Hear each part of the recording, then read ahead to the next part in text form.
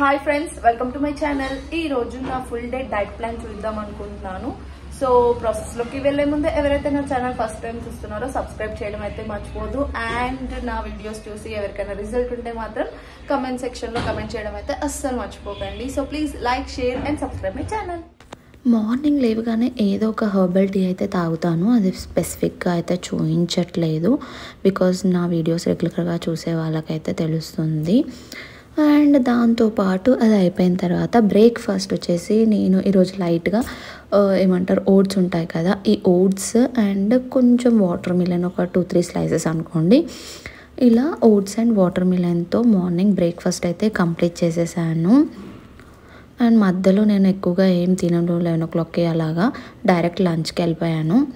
Lunch వచ్చేసి ఈజీగా అయ్యేది, అంటే మనం తక్కువ కార్బ్స్ తీసుకోవాలి అంతే, రైస్ తీసుకోవద్దు అని అయితే ఏం లేదు. ఇక్కడ ఒక కప్ బటర్ఫ్లై పీ రైస్, ఒక చపాతీ అండ్ ఒక కప్పు పప్పు తీసుకున్నాను. ఇలా కంప్లీట్ చేశాను. ఇది వచ్చేసి శంకుపూల రైస్, నార్మల్ రైస్ కూడా తీసుకోవచ్చు, మీ ఇష్టం అనమాట. అండ్ దాని తర్వాత ఈవినింగ్ స్నాక్స్కి వచ్చేసి ఇవి జానపండ్లు అంటారు, చాలామందికి తెలిసే ఉంటుంది, ఊర్లలో ఎక్కువగా దొరుకుతాయి.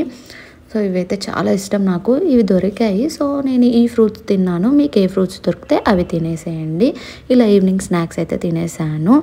అండ్ డిన్నర్ విషయానికి వస్తే ఒక 3 eggs పలగొట్టుకొని దాంట్లో క్యాప్సికమ్ వేసుకొని ఇలా ఆమ్లెట్లా వేసేసుకున్నాను. దాంట్లో కొద్దిగా దొండకాయ కర్రీ అండ్ ఆలూ కర్రీతో తినేసాను.